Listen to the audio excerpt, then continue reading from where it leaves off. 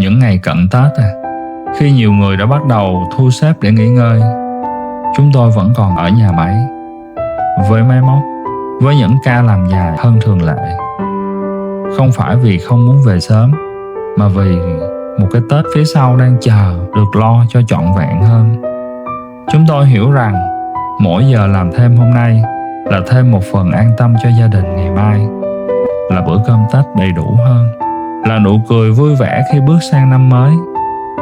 Mệt thì có mệt, nhưng nghĩ đến cái Tết ấm no đang dần đến, chúng tôi lại cố thêm một chút nữa để khi nghỉ Tết, mọi việc hoàn thành và năm mới sẽ bắt đầu bằng sự vững vàng.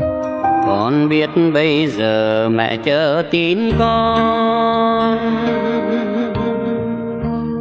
hay mai là đến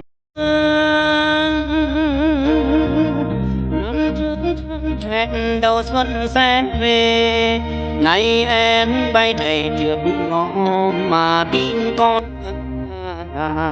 xa.